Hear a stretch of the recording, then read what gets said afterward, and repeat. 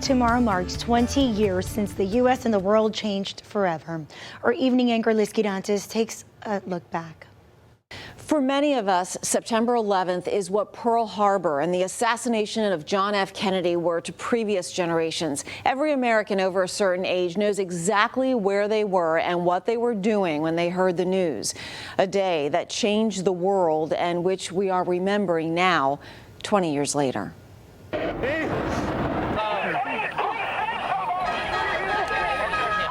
Today, our fellow citizens, our way of life, our very freedom came under attack. Did you see it? Yes, I saw it. It just blew up. A big explosion. People started running. It was just chaos everywhere. Just get out of the tunnel and the blue. I saw the building fall down. Everyone's running for their lives. It's been a huge explosion. Everyone's running in the other direction. I hope I live. I hope I live. In September of 2001, Rudy Giuliani was the mayor of New York City, and years later he told us his clearest memories from that day are of the horror and heroism he witnessed at Ground Zero. I encountered the worst situation I've ever seen. It looked like a nuclear attack in the streets because of all the clouds of smoke that were moving through, people injured and bleeding.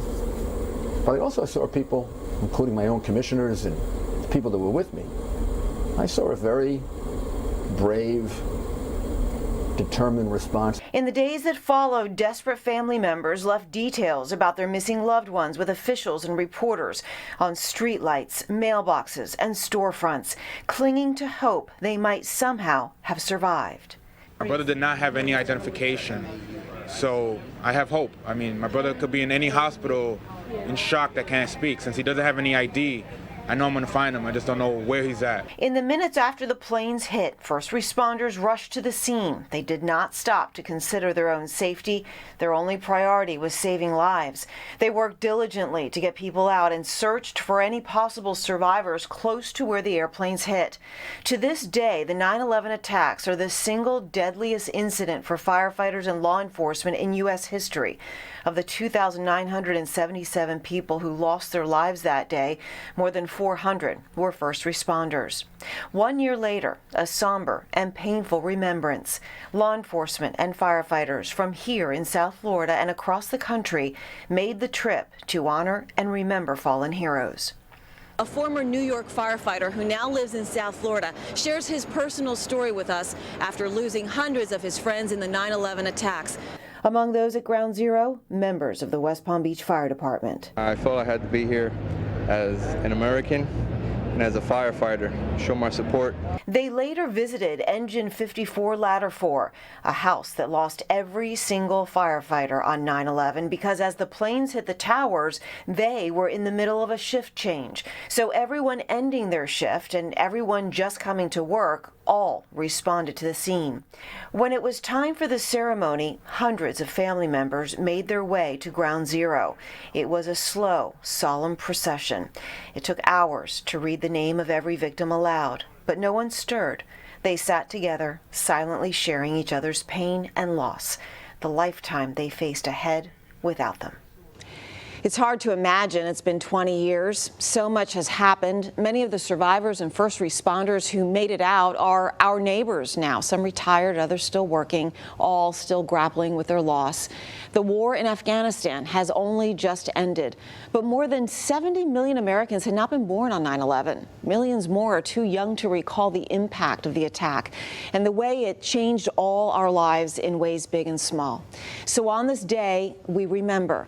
And we tell these stories again, and we watch this awful video again so that we and they never forget September 11th, the day our way of life came under attack.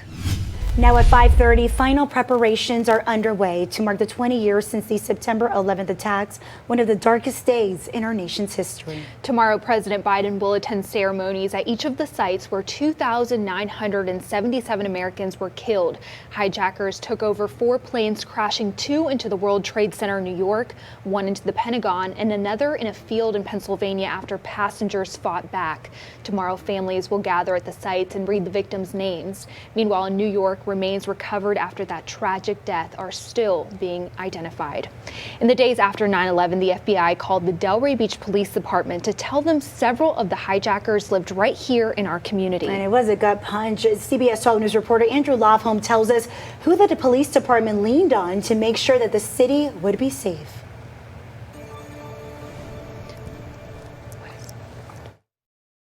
In the ashes of 9/11, fear and uncertainty hung over Delray Beach. Some of the hijackers lived here and blended in. So there were questions of, are more still living here, and could an attack happen here? The Delray Beach Police Department enlisted some veteran help. There was Shirley Jacobs and Betty Fish, Charlie Goldberg and Dale Medeiros, and many more. This is Charlie and Dale in the mid-2000s.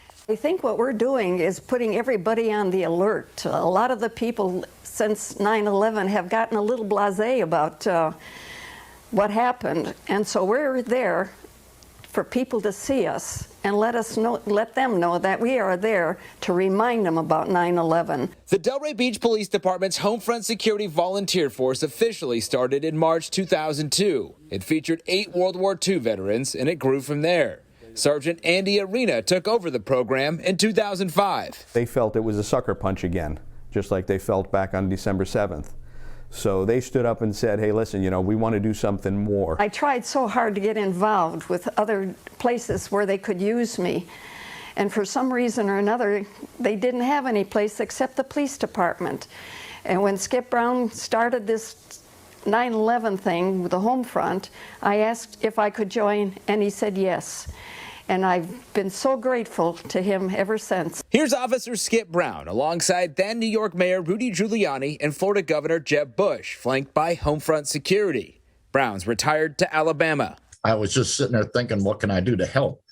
And it just dawned on me, I've already got the greatest generation working for me in the volunteer program of 1,500 people. Why not? Why not specially train them and get them out there in some discernible uniforms that people know who exactly they are and what they're doing. In signature berets, they traveled in pairs, scouring potential targets like government buildings, the water plant, and tennis center, looking for anything out of place and report it to police. We fill in. We're the eyes and ears of the police department. Homefront earned a spot in Time magazine, a visit from then-President George W. Bush, and even a joke from Jay Leno, holding up this photo of Betty and Shirley. I still remember this date. Shirley stood up when she found out about this. She goes, I'm going to bop him one.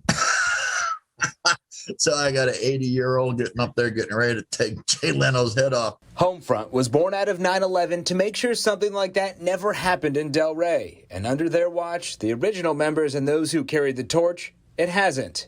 Most of them are departed and now patrolling the gates of heaven, and I miss them every damn day. As the potential threats changed over the years, Homefront has held steady. It will return when COVID allows it to. This is Jerry. Jerry Pop joined in 2005. Through his 4,000 hours of volunteering with the department, he's been promoted all the way to major. The biggest thank you and the feeling that we all got was to thank you. You look great in your uniforms. I love your uniforms. When you're coming back, don't leave us out the next time you patrol. That was rewarding in itself. Homefront is rooted in volunteerism, something George W. Bush emphasized, and also service and patriotism. Brown remembers a long hug with Charlie Goldberg that embodied all of it. Hugging him for those few minutes that I did, it ran through my mind. What you have in your arms, Officer Brown, is America. That's America.